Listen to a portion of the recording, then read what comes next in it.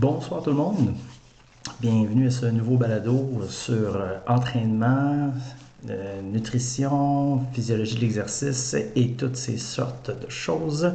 Donc aujourd'hui, thématique questionnement sur comment séquencer l'entraînement également.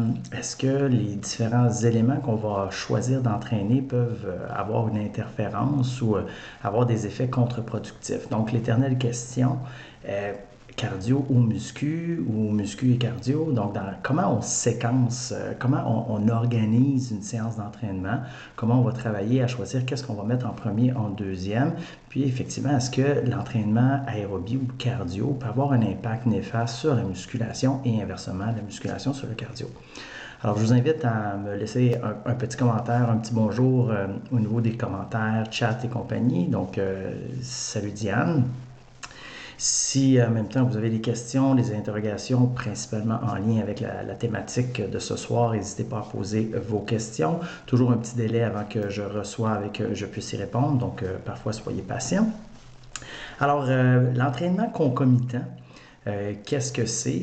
C'est l'entraînement où on va travailler plusieurs qualités physiologiques dans une même séance. On divise ça habituellement en de l'entraînement en musculation et de l'entraînement cardio. Bonsoir Laurie. Donc c'est presque le pain et le beurre des centres de conditionnement physique, c'est-à-dire que c'est vraiment des séances hybrides qui vont représenter la majorité des séances qui sont complétées. Donc les gens qui vont s'entraîner en conditionnement physique vont toucher un petit peu au cardio dans leur séance d'entraînement, un petit peu à la musculation. Je me souviens quand j'ai commencé à travailler sur les plateaux d'entraînement, il y a déjà de cela quelques années, c'était toujours, on disait, ben là, tu commences avec l'échauffement, après ça, tu vas faire la muscu, puis après ça, tu vas finir avec le cardio. Donc, c'est systématiquement ça qu'on faisait. Pourquoi? Parce que c'était comme ça, puis parce qu'on disait que c'était meilleur, c'était plus efficace. Salut Annie, salut Johan. On faisait ça systématiquement, puis on se posait plus ou moins de questions. Maintenant, je dirais qu'on s'interroge un petit peu plus là-dessus, puis question de revamper parfois certaines approches en entraînement. On va revenir avec des variantes. Donc, commencer avec l'entraînement en musculation ou commencer avec l'entraînement cardio varié. Puis on va essayer de prêter toutes sortes de bénéfices puis de vertus à ça en disant que c'est supérieur si on le fait de telle façon ou non, c'est bien mieux si on le fait de telle autre façon. Alors, c'est assez complexe. Il y a de la littérature scientifique sur le sujet. Il y a des études qui ont planché là-dessus, qui ont regardé qu'est-ce qu'il y avait comme différence, quel était l'impact, est-ce qu'effectivement il y avait une interaction négative là, entre les différentes qualités physiologiques entraînables. Ce qui ressort de mes lectures là-dessus, dans un premier temps, c'est que les différences qu'on observe là, entre soit qu'on commence avec le cardio, soit qu'on commence avec la muscu, etc., ne sont pas énormes. Donc, dans tous les cas, là, ça ne change pas grand-chose. Donc, je pourrais étirer ça pendant 2 heures de temps, là, comme je pourrais arrêter ça maintenant, puis dire, ben, finalement, ça ne change pas grand-chose, ça n'a pas un gros impact, ça n'a pas un effet majeur. Ce qui veut dire que pour le commun des mortels, ben, qu'on commence avec le cardio, qu'on commence avec la musculation, ça ne fait pas une grosse différence. Moins on est entraîné, moins ça a d'impact qu'on commence par un ou par l'autre. C'est ce qui semble vraiment ressortir là, de la littérature. Puis quand on parle d'avantages, j'avais ressorti une étude qui regardait l'impact si tu commences en faisant ton cardio, tu finis avec ta musculation. Puis quand je parle, juste pour préciser, quand je parle de cardio, c'est pas l'échauffement, là. C'est pas le 5-10 minutes ou 15 minutes d'activation qu'on fait au début. C'est vraiment une séance d'entraînement cardio, que ce soit de l'entraînement par intervalle, l'entraînement en continu fractionné. Peu importe comment vous organisez votre cardio, mais on s'entend qu'il y a un effort en cardio qui se fait. Donc, habituellement, on vise le développement de la capacité aérobie ou encore de l'endurance aérobie. Donc, c'est pas juste je m'échauffe pendant 10 minutes, donc je fais du cardio avant de faire ma musculation. Donc, ça, c'est un échauffement général, c'est pas la même chose.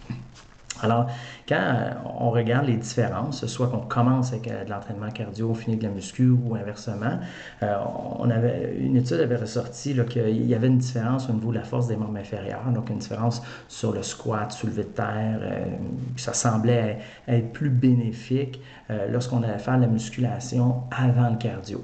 Là, tu dis, bon, parfait. Il disait que c'était plus bénéfique sur la force maximale, qui augmentait plus si tu faisais ton entraînement en musculation, puis après ça, tu faisais du cardio. Fait que là, on saute là-dessus, puis il faut absolument faire de la musculation. Puis quand tu regardes l'effet, donc l'ampleur de la différence entre les deux, ben, l'étude rassemblait plusieurs études ensemble, puis on regardait, ça donnait à peu près une différence de 4 kg sur ton 1RM, donc ta force maximale sur un squat ou un soulevé de terre.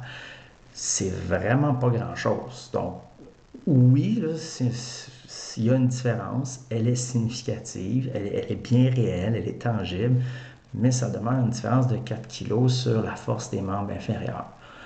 Bon, alors si la personne qui s'entraîne, c'est problématique pour diverses raisons, que ce soit parce que son horaire, ses préférences, ses envies, peu importe pourquoi, préfère faire son cardio avant de faire l'entraînement en force, ça ne changera pas grand-chose. Donc, on n'aura pas une diminution marquée de performance, on n'aura pas quelqu'un qui va perdre de la force versus si on avait inversé, il aurait doublé sa force. Là. C'est pas le cas. Donc, ça demeure des petites différences. Puis, je pourrais fouiller puis vous sortir une étude qui dirait le contraire, qui dirait non, si tu fais ton cardio avant, c'est ci, si tu fais ta muscu avant, c'est ça. Puis, pourquoi c'est ça? C'est, comme je le mentionnais, il y a très peu de différences. Donc, il y a très peu de variabilité et il y a plusieurs éléments qui ne sont pas quantifiés dans les études. Donc, ça, je dirais, un problème majeur parce que quand on s'arrête à ça, quand on se dit, ben, qu'est-ce que ça peut bien changer que je commence à faire du cardio avant de faire ma musculation. L'élément qui ressort, puis que ce soit chez les entraîneurs de haut niveau ou même chez les gens qui commencent à s'entraîner, la première chose qu'on va entendre, c'est ben, je vais être fatigué. Donc, c'est la fameuse présence de fatigue. Donc, l'interaction néfaste va apparaître si je fais mon entraînement cardio avant, je suis complètement épuisé, puis là, je ne suis pas capable de faire mon entraînement de musculation après. Ou encore, c'est l'inverse. Si je fais ma muscu, là, j'ai les jambes complètement mortes, je ne suis pas capable de faire mon cardio après. Donc, dans ces cas-là, ben, logiquement, on va se dire effectivement, si je ne suis pas capable de compléter la deuxième moitié de séance, ben effectivement, si je ne fais pas mes entraînements muscu, ben je ne pourrais pas m'améliorer. Donc, la notion de fatigue ressort, puis je dirais que c'est une piste très intéressante à explorer qui va permettre, entre autres, d'expliquer pourquoi on observe beaucoup de différences, pourquoi il y a des gens qui vont profiter d'une stratégie, pourquoi qui ne profiteront pas d'une autre. Donc, là, on retient ça, puis je vais revenir un petit peu plus loin. Donc, l'aspect fatigue, là, ça va être important. Un des éléments qui est vraiment fascinant, par contre, qui influence les résultats, ça aussi c'est présent pas mal dans la littérature, c'est le niveau initial d'entraînement. Donc, plus une personne va avoir un bon bagage en entraînement, un haut niveau d'expérience, plus là, un ou l'autre peut avoir un impact. Donc, c'est là qu'on va avoir des gens très entraînés qui vont avoir des bénéfices parce qu'ils ont fait leur cardio en premier, d'autres que ça va être l'inverse. Mais plus le niveau d'entraînement est élevé, plus on commence à avoir des écarts qui sont potentiellement un petit peu plus importants. Plus on a des gens sédentaires, ce qu'on remarque, c'est pas vraiment important qu'on fasse le cardio avant, la muscu après ou l'inverse. Ce qui semble vraiment intéressant, c'est justement de combiner les deux dans le même programme d'entraînement, ou que ce soit dans la même séance ou dans la même semaine, mais vraiment de faire un entraînement puis de toucher un peu à tout, c'est ce qui procure le plus de bénéfices au niveau de la santé, au niveau du profil métabolique, donc tout ce qui est profil sanguin, lorsqu'on fait musculation plus entraînement cardio et qu'on observe des gains en force et des améliorations de capacité aérobie, on va observer aussi des changements majeurs au niveau de la sensibilité à l'insuline, au niveau des lipides sanguins, au niveau de la pression artérielle. Donc, il y a plein de facteurs qui sont hautement affectés par la combinaison musculation-cardio et ça semble avoir un effet synergique chez ces personnes-là. C'est-à-dire que on va avoir un effet qui est plus important que l'effet individuel de chacune des interventions. Donc, quelqu'un qui va s'avérer à combiner cardio et musculation, qui n'a pas un gros bagage d'entraînement, qui est relativement sédentaire, qui commence à s'entraîner, c'est une stratégie très intéressante parce que ça va permettre d'avoir des gains et des bénéfices au niveau de la performance, donc au niveau des adaptations physiologiques et au niveau des paramètres santé. Donc ça, c'est super intéressant. Et là, comment ça se fait que chez notre ami sédentaire, peu importe l'ordre, il y a des gains intéressants, puis chez l'athlète de haut niveau, là, la séquence peut avoir des effets opposés. Donc, ça peut être totalement divergent. Donc, ça devient très difficile. Ça vient principalement du fait, et je reviens avec mon élément de fatigue, ça vient principalement du fait que c'est très difficile de quantifier l'impact d'un entraînement. Puis j'avais une discussion cette semaine avec un collègue, David, où on se casse la tête là, à savoir comment on peut bien déterminer le niveau de sollicitation. Donc, combien de ressources, si on veut, sont mobilisées par un entraînement? Comment ça affecte les ressources de quelqu'un? J'avais déjà parlé dans un balado précédent, mais un individu, on peut le représenter par une bulle. Cette bulle-là, si on entraîne, donc on va faire de l'entraînement en musculation, bien, ça va exercer une certaine pression sur cette bulle-là. Ça va tirer, si on veut, la bulle dans un sens. Si on fait de l'entraînement cardio, en plus de ça, bien, ça va tirer la bulle dans un autre sens. Ce qui se passe, c'est que notre bulle n'est pas réellement extensible. Donc, quand je tire d'un côté, bien, j'en ai moins de l'autre. Donc, mes ressources sont finies, c'est délimité, c'est une quantité X qui peut s'augmenter avec l'entraînement, mais à un moment précis, c'est une quantité précise et fixe, si on veut, de ressources. Alors, lorsque je vais faire un entraînement, je vais aller piger dans ces ressources-là. Et cet entraînement-là, bien, plus il pige dans les ressources, moins j'ai des ressources pour d'autres choses. L'autre chose, bien, c'est l'ensemble de la vie. Ce n'est pas juste l'entraînement, c'est les 24 heures de ma journée. Alors, si j'ai trop puisé dans mes ressources, ben, je vais avoir une moins grande quantité de ressources disponibles pour le reste. Donc, je vais caricaturer, mais quelqu'un qui s'entraîne tellement fort en musculation, il mobilise une énorme portion de ses ressources pour son entraînement de jambes, ben, ses jambes sont complètement finies après, il est épuisé, ben, il ne reste pratiquement plus de ressources pour aller faire l'épicerie, monter les marches d'escalier, jouer avec les enfants, donc il est totalement épuisé. Donc, c'est important de concevoir nos ressources comme un élément délimité, une somme, dans le fond, de potentiel qu'on peut avoir et qu'on ne peut pas disperser ou on ne peut pas s'amuser à donner un 100% partout. Donc ça, c'est critique, je vous dirais, dans la compréhension de l'effet ou de l'ordre du cardio ou de la muscu avant. Les gens sédentaires, ce qui arrive, c'est qu'ils ont une certaine quantité de ressources, mais leur capacité à s'entraîner n'est pas très élevée, pas très développée. Donc, ils vont s'épuiser rapidement sans nécessairement avoir mobilisé une grande portion de leurs ressources. Alors que l'athlète ou le participant très entraîné est plus en mesure d'aller chercher ou mobiliser une grande fraction de ses ressources pour une activité donnée. Alors, mon hypothèse, moi, pourquoi on observe des bénéfices chez les gens sédentaires qui fassent un ou l'autre, dans l'ordre ou dans le désordre, ce qui se passe, c'est comme ils ne mobilisent pas une quantité astronomique de ressources, bien qu'ils fassent un ou l'autre, ça ne change pas grand-chose en termes de besoins de récupération. Ils vont avoir sensiblement les mêmes besoins en récupération et ils vont à ce moment-là réussir à progresser un peu au niveau de la capacité aérobie, un peu au niveau de la force ou des propriétés musculo-squelettiques. Donc, pourquoi c'est comme ça? Mais c'est un peu le principe du moindre retour. Donc, c'est un principe d'entraînement auquel je fais souvent référence, mais qui est très, très, très important. Moins on est bon dans quelque chose, moins on est développé dans quelque chose, bien, moins ça prend d'entraînement pour progresser de beaucoup. Donc, un débutant en entraînement, je fais toujours la blague, quand il signe son contrat d'abonnement dans un centre, il vient déjà d'améliorer sa force et sa capacité aérobie juste en signant. C'est juste pour dire qu'il va passer à côté des dumbbells, puis il vient d'augmenter sa force, il va allumer le tapis roulant, puis sa capacité d'aérobie vient d'augmenter. Donc, au début, ça ne prend pas une énorme stimulation pour progresser quand même beaucoup. Par contre, toujours selon le principe du moindre retour, bien, plus on devient entraîné, plus on améliore nos qualités athlétiques, physiologiques, et bien plus ça va prendre une grande quantité d'entraînement et donc de ressources pour progresser de pas beaucoup. Donc, l'ordre, à ce moment-là, ben, peut avoir un effet où on va cannibaliser une certaine partie de ces ressources-là et ça se peut qu'il n'y en ait plus assez pour l'autre qualité physiologique et on vient à ce moment-là tomber dans un patron un peu de surentraînement ou de surmobilisation des aptitudes de l'individu. Donc ça, c'est assez problématique parce que ça peut mener à du surentraînement. Mais avant d'arriver au surentraînement, bien, ce qu'on observe, c'est une absence d'adaptation.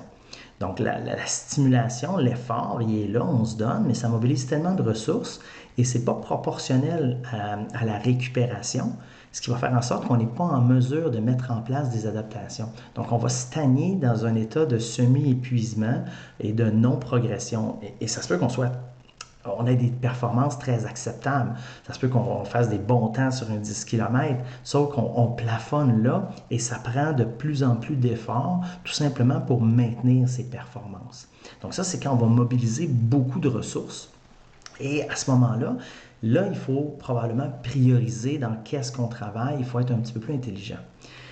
Comme dans la quasi-totalité des études que j'ai regardées là, qui parlaient des interférences dans les différentes qualités d'entraînement, ben, on n'a pas mesuré la sollicitation.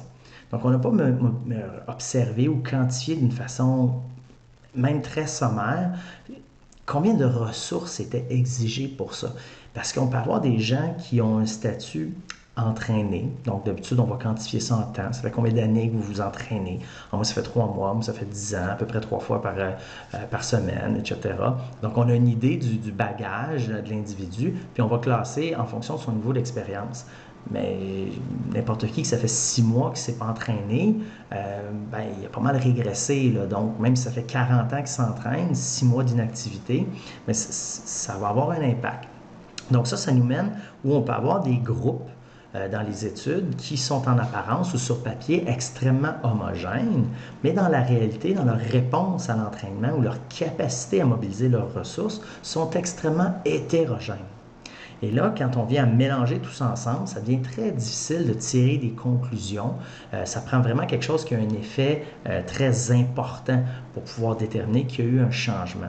Quand on a des petites variations, ben, à ce moment-là, c'est plus difficile parce que notre groupe est hétérogène. Puis encore, si on a des gens qui sont capables de mobiliser un très haut niveau de ressources versus d'autres qui sont moins capables de mobiliser un grand niveau de ressources et ils sont dans le même groupe, on peut avoir des réponses complètement opposées à une même intervention. Donc moi, je pense que ça expliquerait beaucoup des écarts, ce qui en apparence nous apparaît comme des incohérences ou des contradictions. Puis on a toujours du plaisir quand on va lire des articles scientifiques à trouver, ben, on sait bien, on va trouver un article qui dit A, puis après ça, on va trouver l'autre article qui dit B, puis après ça, un autre article qui va dire le contraire des deux.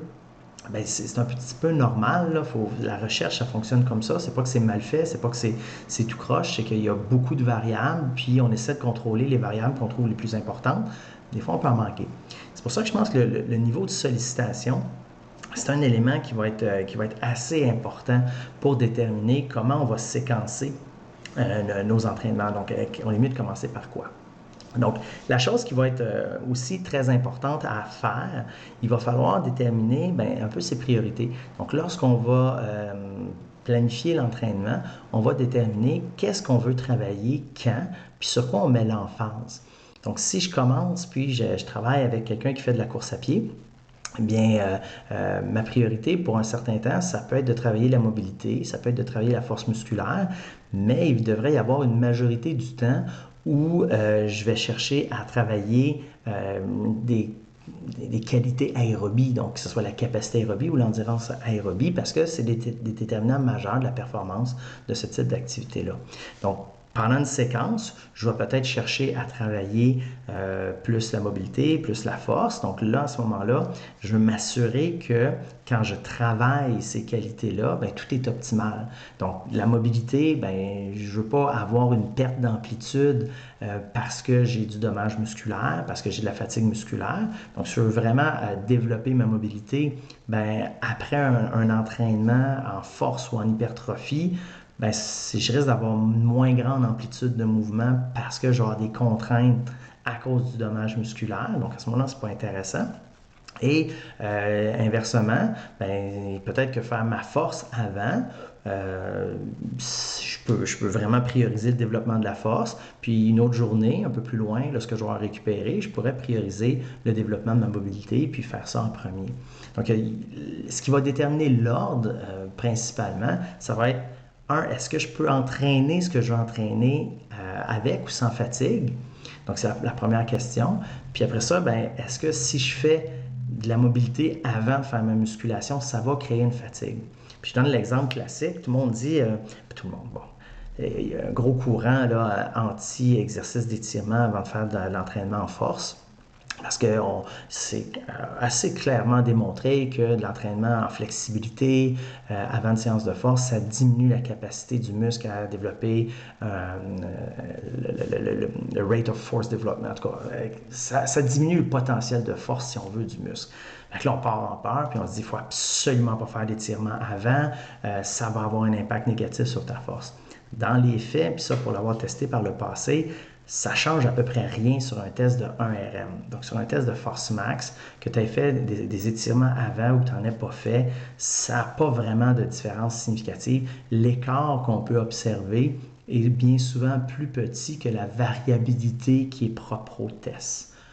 Donc ça veut dire que sur une séance d'entraînement où tu ne fais probablement pas des 1RM, mais tu vas faire, si tu fais de la force du 3, du 4, du 6, du 8RM, il est peu probable que le fait d'avoir fait des étirements au préalable ait un impact négatif sur ta séance.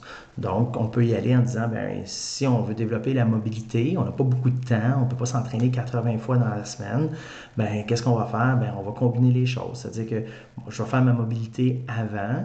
Je ne pense pas que ça va avoir un impact clinique, pratique sur ma force, puis je vais pouvoir faire ma force après. Cool, c'est parfait, on peut y aller comme ça. L'inverse, mais si je travaille ma séance en force, puis j'ai vraiment le muscle qui est très, très tendu, j'ai une perte d'amplitude de mouvement, bien après ça, quand je vais faire ma mobilité, ça se peut que je ne sois pas en mesure d'aller aussi loin que je devrais. Si je ne vais pas aussi loin que je devrais, bien, il est peu probable que j'augmente ma mobilité au-delà de sa valeur initiale. Je vais peut-être améliorer ma mobilité à ce moment précis-là parce qu'elle est restreinte. Donc, je vais peut-être reprendre ma mobilité normale, mais je ne m'améliorerai pas. Donc, je vais me maintenir. Donc, la séquence, quand on observe ces éléments-là, bien, on dirait que c'est probablement plus intéressant de faire la mobilité avant, puis après ça, d'aller faire sa séance de force. Plus tard dans la planification d'entraînement, lorsqu'on va commencer à travailler plus le cardio, bien, la force devient moins importante. Donc, pour un coureur de fond, pour un cycliste, la force, on va la développer presque hors saison, là, tu sais, pas pendant qu'on va faire la grosse saison de course ou de longues séances d'entraînement cardio. Donc, qu'est-ce qu'on veut, c'est que la force se maintienne. Donc là, on n'a plus besoin d'avoir des conditions optimales pour la force, on a juste besoin d'avoir une stimulation minimale pour maintenir ce qu'on a développé au début de la saison. Et à ce moment-là, ça devient secondaire. Donc, je peux enchaîner, mettre l'emphase sur mes entraînements aérobie, donc capacité aérobie, endurance aérobie, puis de temps en temps, placer une petite séance de force, puis faire du mieux que je peux. Ça devrait être suffisant pour maintenir la force à des niveaux très acceptables pour permettre de continuer à faire ses performances là, en course à pied ou en vélo. Donc, c'est un peu le séquençage qu'on fait comme ça pour déterminer bien, comment on va travailler quoi, quand on choisit ça. Même chose si on regarde quelqu'un qui veut travailler en musculation, qui veut améliorer son hypertrophie. Combien de fois on a entendu parler que si tu fais du cardio, ça va empêcher tes gains de masse musculaire. Le classique là, dans les gyms de sous-sol, le cardio mange ton muscle. Bien, c'est pas si fou que ça.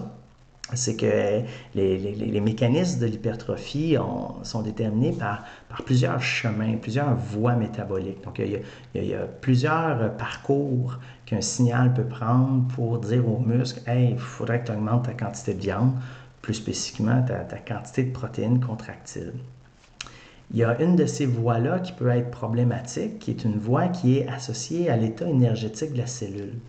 Donc, quand la cellule est dans, un état énergétique appauvri, eh bien, elle est moins disposée à augmenter sa quantité de structure, donc sa quantité de protéines contractiles. Donc, la cellule musculaire, la fibre musculaire, lorsqu'elle est appauvrie en énergie, donc une certaine fatigue, c'est plus difficile d'hypertrophier. Donc là, les gens vont encore une fois partir en peur et ils vont dire, bien là, c'est ça, si tu fais du cardio, ben t'es fini, tu ne pourras pas gagner de la masse musculaire. OK, mais c'est pas parce que tu fais du cardio que tes fibres musculaires qui sont les plus susceptibles d'hypertrophier vont être appauvries en termes d'énergie ou de potentiel énergétique. Donc ça aussi, c'est un autre élément.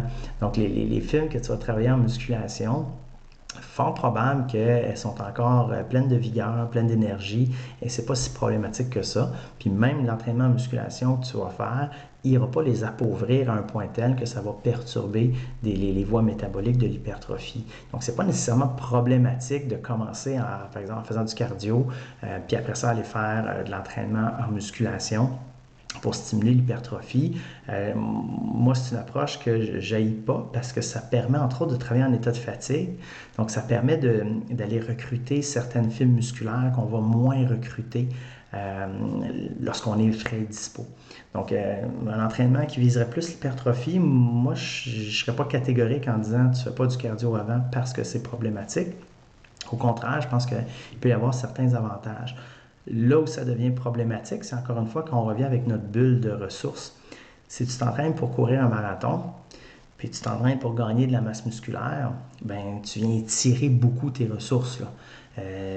Tu mobilises beaucoup pour la course à pied. Donc là, il y a un haut pourcentage de tes ressources. Puis l'augmentation de la masse musculaire, bien, si tu as déjà une bonne masse musculaire, c'est quelque chose qui est assez difficile. Donc, c'est rajouter encore des structures, des composantes à l'organisme, c'est créer de la nouvelle matière. Donc ça devient difficile, mais sincèrement, avec une athlète par le passé, on l'avait déjà fait, là, donc se préparer pour une compétition de fitness, puis se préparer pour un marathon. Je dirais que ça a été extrêmement taxant pour l'athlète, ça a été très difficile, mais on a réussi à obtenir des gains là, des deux côtés. Donc autant en hypertrophie et composition corporelle que sur des performances aérobie de longue distance. Donc ça se fait, c'est juste que faut prendre l'athlète où est-ce qu'elle était rendue. Donc c'est une athlète avec un bon bagage, une très bonne capacité d'entraînement, une très bonne capacité de tolérer. Donc sa bulle, c'était une bonne grosse bulle. Donc on avait des ressources puis elle était capable de les utiliser. Mais c'est quelque chose de... faut presque avoir une bonne dose de chance là-dedans parce que faut s'assurer que tout va bien. Donc, tout ce qu'il y a à l'extérieur de l'entraînement, il faut s'assurer que ça n'épuise pas non plus. Parce que sinon, s'il fallait qu'on ait un travail qui est très sollicitant, bien, à ce moment-là, on ne serait pas en mesure de faire toutes ces choses-là. Alors, je ne sais pas si vous avez des questions, si vous avez des interrogations en lien avec la séquence cardio-muscu. N'hésitez pas si vous en avez. Alors, c'est une chose certaine, ce qui est vraiment intéressant, c'est moins on est en forme, plus la combinaison des deux est vraiment intéressante. Puis ensuite de ça, c'est vraiment de s'enligner à prioriser en fonction de ses ressources et en fonction aussi de l'objectif qu'on va avoir. Si la personne veut se classer pour Olympia en culturisme, bien, la capacité aérobie, on s'entend que c'est un élément, mais ça ne sera pas un déterminant majeur de sa performance, là. Donc, la question se pose moins à ce moment-là. Ce n'est pas quelque chose qui est à prioriser nécessairement. Je ne sais pas s'il y en a parmi vous qui ont eu des expériences là, parfois de fatigue difficile avec certaines combinaisons. Donc, des fois, il y a des effets sur le cardio qui vont affecter un petit peu plus notre motivation à l'entraînement après. Donc, il peut y avoir une petite fatigue là, centrale, si on veut. Puis la drive à l'entraînement peut être affectée. Ça peut rendre ça un peu plus difficile en musculation, mais encore là, c'est pas quelque chose qu'on observe systématiquement chez tout le monde, là. Donc, c'est assez particulier là, comme réponse puis comme variabilité. Donc, toujours pas de questions? Parfait, bien, je vais continuer. Alors, donc, ce qu'on peut chercher à faire, dans le fond, pour essayer de s'assurer que tout va bien, c'est de faire un suivi assez précis vraiment des performances. Donc, est-ce que la personne est en mesure de s'améliorer? Est-ce que la personne est quand même capable de tolérer les entraînements? Donc, on peut prendre j'avais déjà fourni précédemment une équation là, pour la musculation, calculer le niveau de sollicitation. Donc, ça, c'est dans un balado précédent. Mais de la façon la plus simple, c'est dans le fond, on prend la durée de l'effort multipliée par un indice de perception de l'effort de 1 à 10. Puis ce chiffre-là nous donne une idée un peu de la sollicitation perçue par l'individu.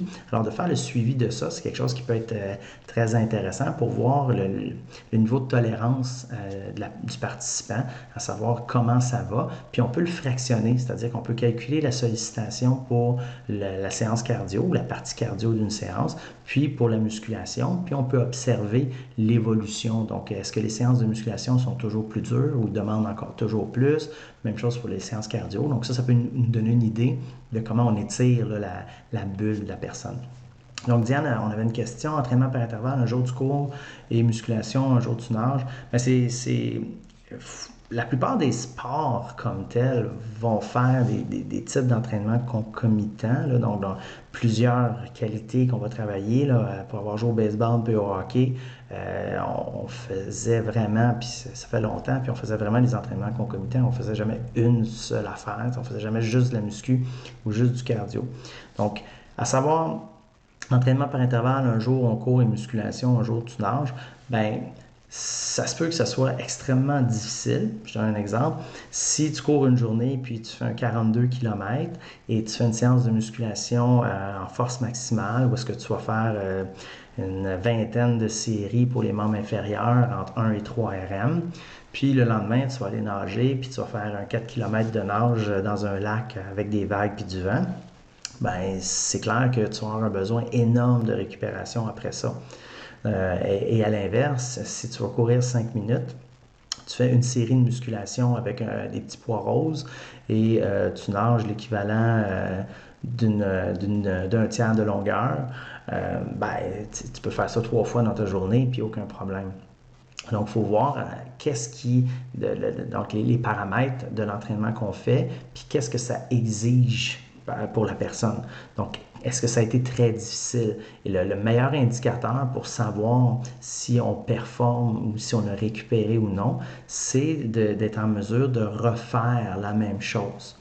Donc, lorsqu'on n'est pas en mesure de refaire la même chose, ou on n'est pas en mesure de faire l'entraînement prévu comme tel, eh bien, à ce moment-là, c'est qu'on n'a pas récupéré. Et là, il peut y avoir certaines interférences.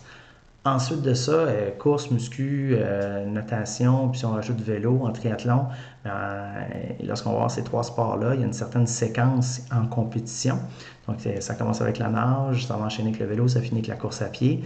Donc là, il y a certaines exigences de la tâche où est-ce qu'on va devoir combiner différents types d'entraînement lorsqu'on va tomber dans le plus spécifique. Donc à ce moment-là, on n'a pas vraiment le choix de la séquence là, comme telle. Là, c'est vraiment classique, donc c'est de voir. Donc, ça, Diane, je ne peux pas vraiment répondre plus précisément que ça, mais donc ça peut être bon comme ça peut être mauvais. Salut Mélanie! Alors, donc c'est ça. Donc, le suivi de la sollicitation, la façon la plus simple pour voir comment ça se passe, c'est vraiment de classer avec un indice de perception de la fatigue de 1 à 10. 1 étant, vous vous levez, vous êtes frais dispo. 10 étant, vous vous demandez si vous avez fait votre testament, puis si toutes vos affaires sont en règle. Donc, ça vous donne une idée de 1 à 10. Puis, vous multipliez à ça le temps d'effort. C'est important que c'est le temps d'effort.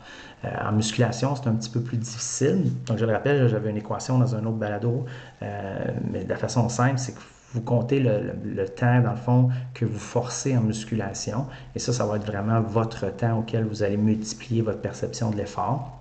Et ça va vous donner 2 scores. Donc, pour le cardio, vous allez peut-être avoir, pour une séance de 30 minutes, ça va peut-être vous donner 150, 200 comme score. Ça ne veut rien dire, l'unité. Ce qu'on fait, c'est qu'on suit l'évolution de ça et en fonction de l'entraînement. Donc, il y a des séances d'entraînement que c'est prévu que ça nous en demande plus. Il y a des séances d'entraînement que c'est prévu que ça nous en demande moins. Et normalement, notre calcul de sollicitation devrait changer en fonction de ça. Donc, devrait augmenter ou devrait descendre en fonction de la difficulté planifiée de la séance.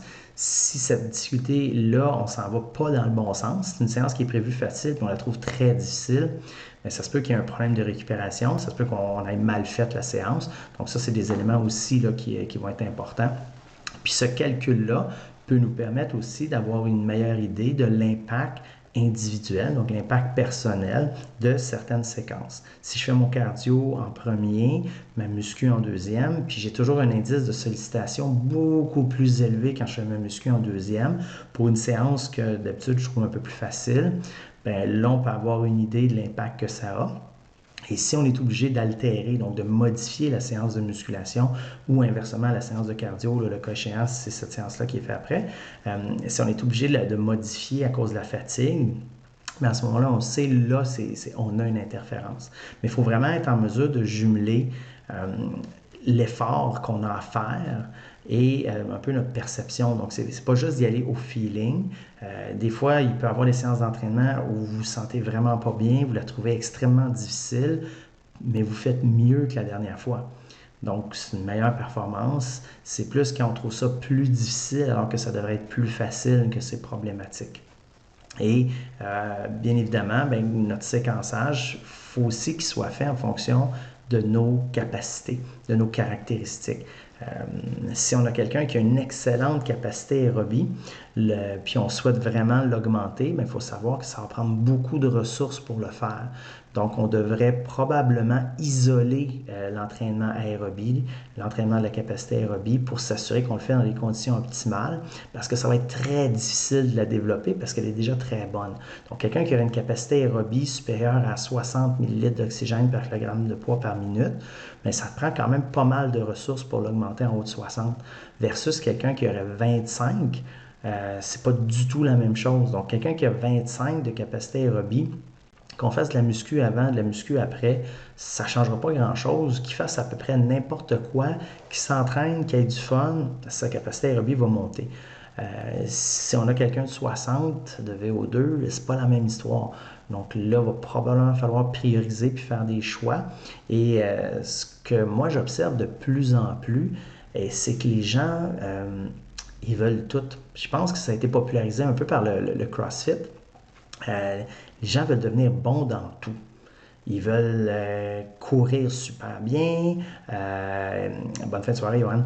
Ils veulent vraiment améliorer la composition corporelle, généralement augmenter la masse musculaire. Ils veulent être flexibles. Bon, OK, flexible un petit peu moins, là, c'est rare que ça arrive, mais à l'extrême, on va être capable de courir un marathon, se classer pour Boston, puis on va être capable de faire un concours de fitness sur un stage parce qu'on a un six-pack. Donc on veut tout avoir sans nécessairement avoir le potentiel de récupération d'y arriver. Donc on est prêt à forcer à l'entraînement, mais on n'a pas nécessairement de récupération qui est proportionnelle à ces exigences-là. Fait que notre bulle, dans le fond, ce qui arrive, notre bulle de ressources, mais quand on n'a pas la récupération, la bulle, elle va rapetisser. Et c'est ça qui va se passer. Donc, plus on va avancer dans le temps, plus notre bulle de ressources, au lieu d'augmenter, elle va diminuer. Et ça va être de plus en plus difficile de réaliser les entraînements. Donc, Annie, on a une question pour un objectif de perte de poids, cardio-musculation, musculation-cardio en alternance ou une séance combinée. Honnêtement, ça ne changera pas grand-chose. Ça a vraiment, vraiment peu d'impact. Il y avait des histoires là, qui disaient commence avec ton cardio, tu vas brûler tout le sucre dans tes muscles, puis après ça, quand tu vas faire ta musculation, tu vas brûler du gras. La réponse est non.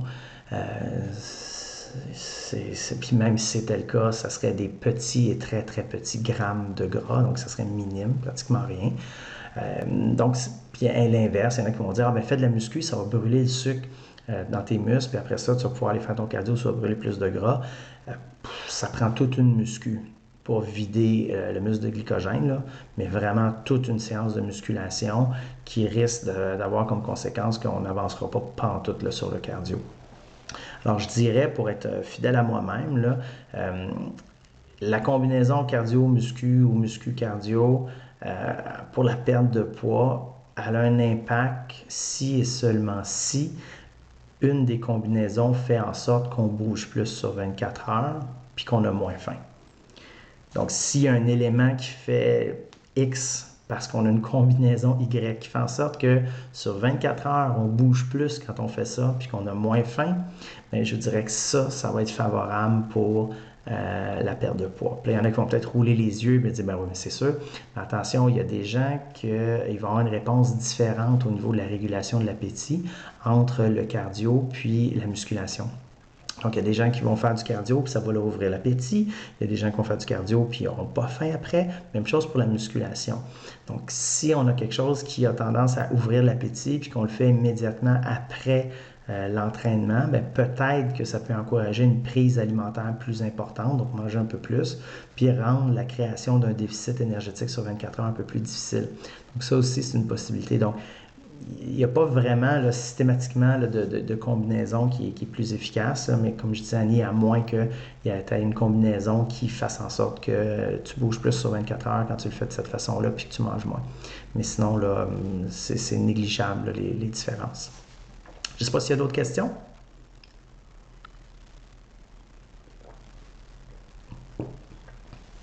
Donc, ben, c'est ça. Alors, j'ai pas mal passé à travers l'ensemble des éléments que je voulais voir.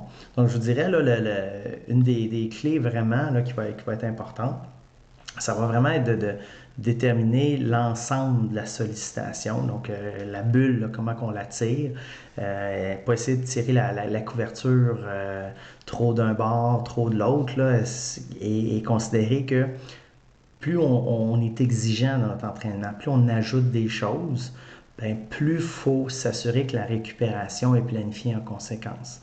Et en absence de récupération, l'entraînement devient problématique, devient dans le fond une source de maladaptation. Donc ça va causer des blessures, ça va causer de l'épuisement, etc.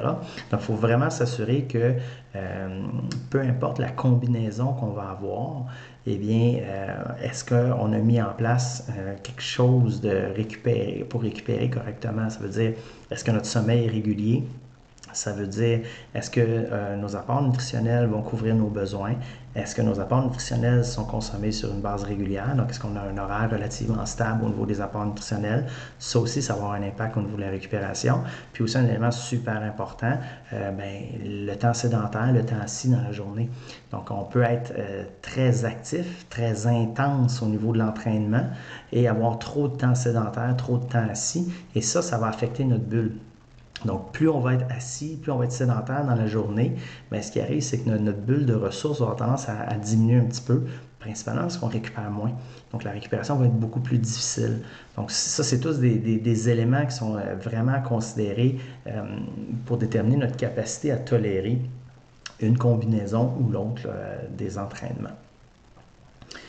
Cool, moi j'ai pas mal fait le tour, je suis pas mal content. Écoute, un petit peu plus court que d'habitude, un petit 10-12 minutes de moins. J'ai encore un peu de temps si vous avez des questions, ça va me faire plaisir d'y répondre. Je vous laisse quelques instants pour y aller avec des questions.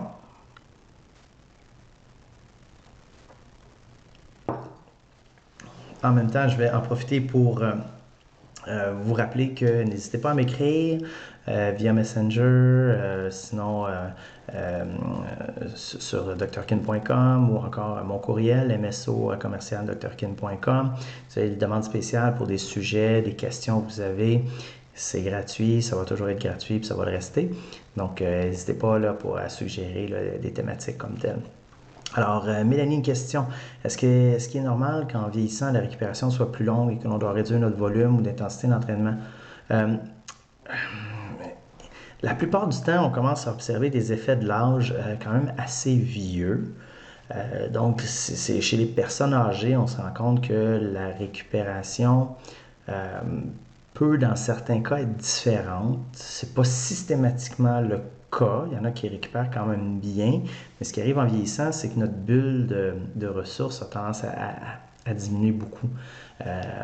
Entre autres à cause du vieillissement et entre autres aussi à cause de la diminution du niveau d'activité physique qu'on remarque. Et là, il faut aussi considérer le niveau d'entraînement. Alors, Mélanie, je ne sais pas c'est quoi ton niveau d'entraînement, mais plus on est proche, si on veut, de notre potentiel. Donc, plus on va faire des entraînements de haut niveau, plus on est un athlète de haut niveau, plus l'âge va avoir un impact.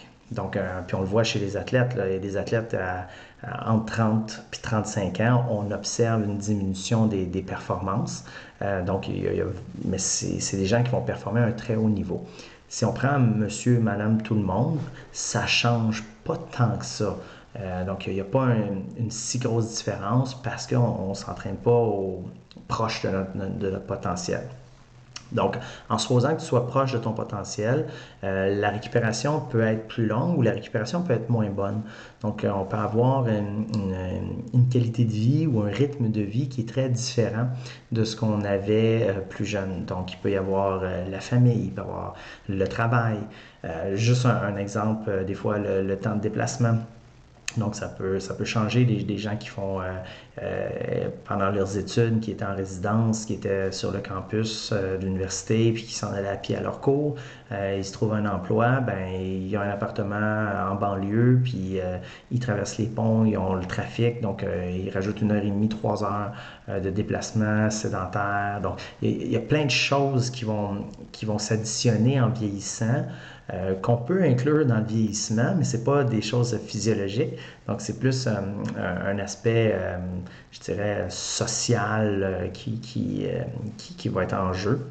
Donc, ça peut être un élément là, qui a un impact. Et il y a aussi le fait que ça se peut que là, tu sois tout simplement plus fatigué parce que ça se peut que tu t'en demandes plus. Donc, tu pourrais avoir 20 ans et faire le même entraînement que tu fais là et avoir besoin de plus de récupération.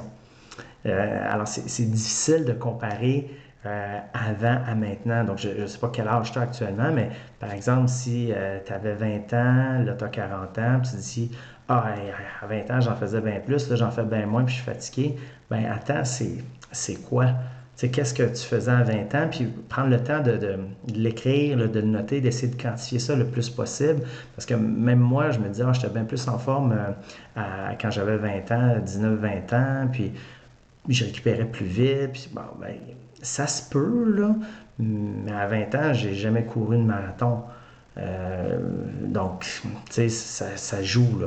Fait que, tu sais, soit, bon, ben, par exemple, à 48 ans, tu pourrais, si tu es vraiment en haute performance, donc c'est clair que tu vas avoir une diminution là, de ton potentiel, de tes performances.